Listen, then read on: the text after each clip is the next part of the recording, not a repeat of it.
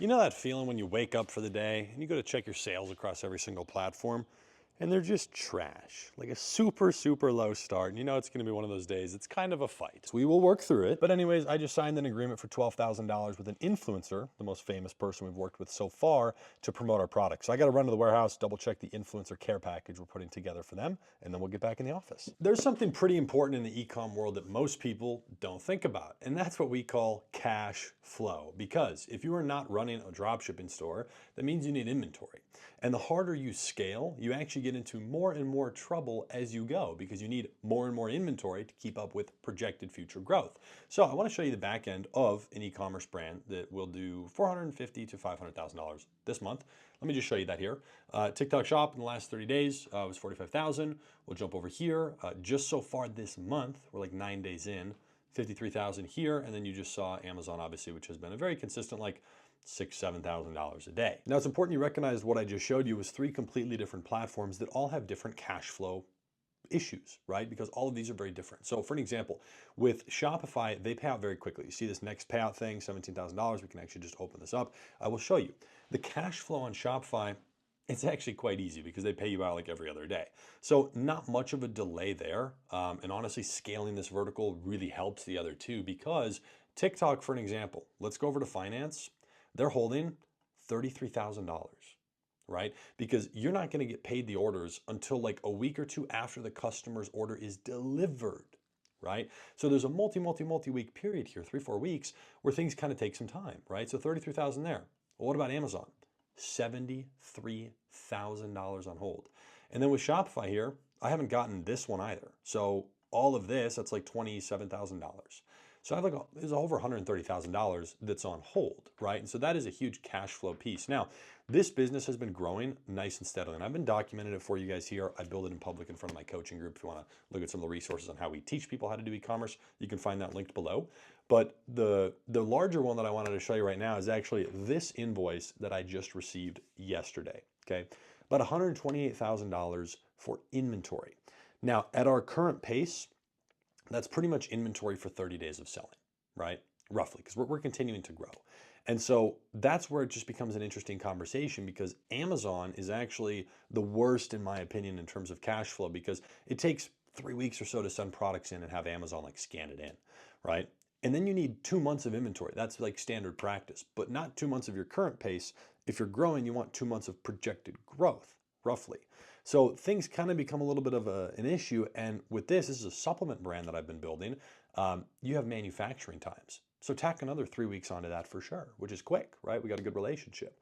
So you're talking about needing 3-4 months worth of inventory, which can be a lot. Okay. And so this is just the raw reality of running a larger e-commerce brand that has inventory. Now, I'm not concerned with it at all. I had spent, in the 30s range in total money out of my pocket to build this. I spent 10 grand to start this thing up.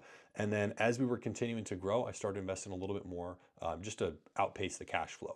But I'd only put like 30-something thousand dollars in. I haven't added any new money in like 6 months. And now we're obviously significantly further sales-wise, than we have been. But I want to point something out. With all this money on hold here, and we're trying to double down on large inventory orders. I don't need to order quite that much because we can turn it around pretty quick. I personally am about to inject an additional $100,000 of my own money as basically an LOC, a line of credit for the business against my own money. Now people say, oh, well, that's not fair. Like I don't have that. Bullshit. Everybody does. And let me prove it. It's not that you need the money. Let's say I didn't have the money, okay? Amazon is offering me like $120,000. Shopify over here, if we just go here, they're offering me $115,000 right now. You can always hit view your offers, Shopify Capital. I would never take the largest ones if I were you, and I'll show you why in a second. But here, they offer different funding offers, and pretty much every e-commerce platform has this, including TikTok. So it's based on your sales. It's a little bit steep, the points they're charging. Interest rate can be a little much, but these smaller offers, look at this. They'll give me 49 grand. The cost of those funds, I mean, that's like 10.2% or whatever. It's not a lot. And you repay it with only 10% of your daily sales. So they automatically pull that. Well, if your margin's over 10%, then you're good, right? So let's say you have a 25% margin. the cost of capital here is not super aggressive. You know, it can be. If you're paying this back in a month or two, sure, it's steep, but it gives you access to what you need. And 10% of daily sales is not really that aggressive. This would be potentially crippling on future cash flow. So, you know, just keep all this in mind. But like the capital options are available there if people want to use it. Now, I have the money, grateful for that. And so I'm just going to loan it to myself at no points so that it's free capital.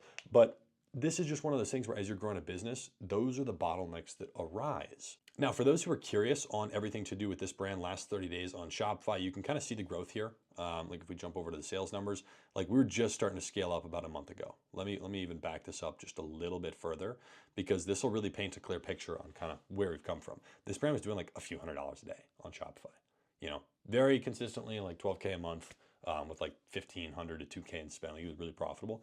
And I'm like, okay, we need to get meta ads working because to scale this brand, I need to scale on Shopify for two reasons. Number one, it's cash flow, right? Quicker cash flow. So if Shopify is one of our larger sales things, that really helps out with paying for invoices.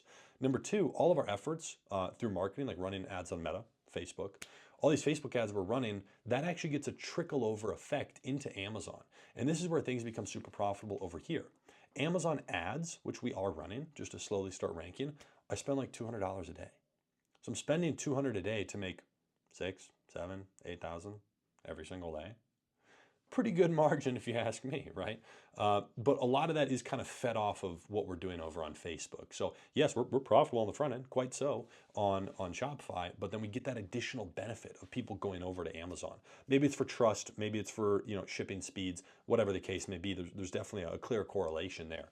So as we scale the ads, Amazon continues to grow, but we actually had almost a 10K day as we push it here, and it's been you know, a little lower here recently. Here's what most people don't share.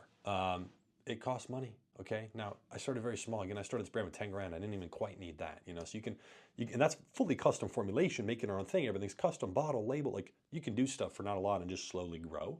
But like here's over the last couple of weeks, this is like 2 weeks of expenses on Amex. Okay. And that is primarily just Facebook ads, a little bit of TikTok ads kicking through there. We've spent like $220 total on Google. We just started that. And then all the shipping fees on Shopify. So we get billed like, you know, $500 every single day, pretty much. That's like buying shipping labels, okay? And the way that we have that set up, the reason that you see these expenses is because when people spend over $50 on our Shopify store, they get free shipping, right? Now it's priced into our margin and all that stuff and our price points. But so we do have a lot of shipping expenses that come out of here. So yeah, as you can see, like this is just not even 2 weeks of an invoice there. So as we continue to grow, expenses grow, and that's fine. But again, it can create a cash flow thing, and that's the point I want to make here. It's like you can grow in two ways, okay? And I'll talk about cash flow too. Number one, I can either grow at the pace of the business. If I haven't received the payouts, it is what it is. Maybe I'm selling out of stock on one product or whatever. Like you can grow at the pace of the business. And that might mean you're out of stock for a bit or something happens slower or you can't do this or that you wanted to do. That's fine, right? Or you can inject capital into it. And there's a few ways to do that. Your own money, so a partner, a capital partner, direct loans. You can use the Shopify capital stuff. Like there are options here, and everybody's situation is different. But that allows you to just kind of break free of the cash flow in terms of inventory a little bit and use that money for more aggressive marketing.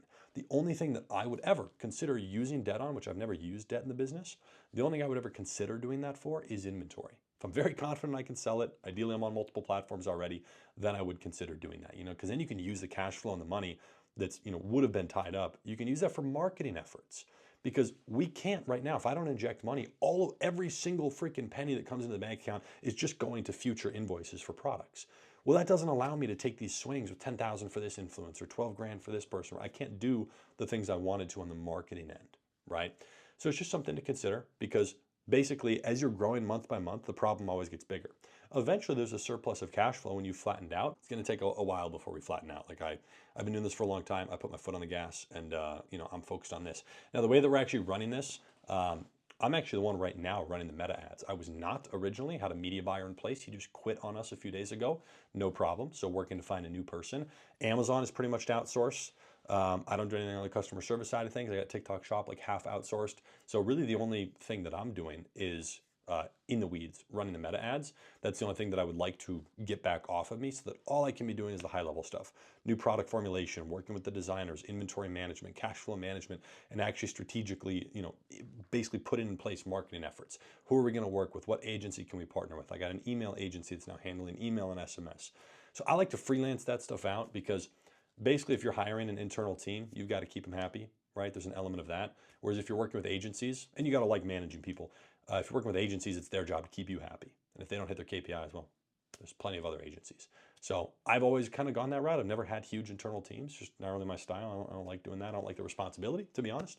But I'm happy to pay an invoice at the end of the month if somebody did a good job. So yeah, that is this business. I've showed you guys the growth of this from literally nothing. And over on my Instagram, I show it regularly. Like I say, went from 20K to 30K to 42K to 58K to 61K to 190K last month. Now this month we'll do 450, something in that ballpark.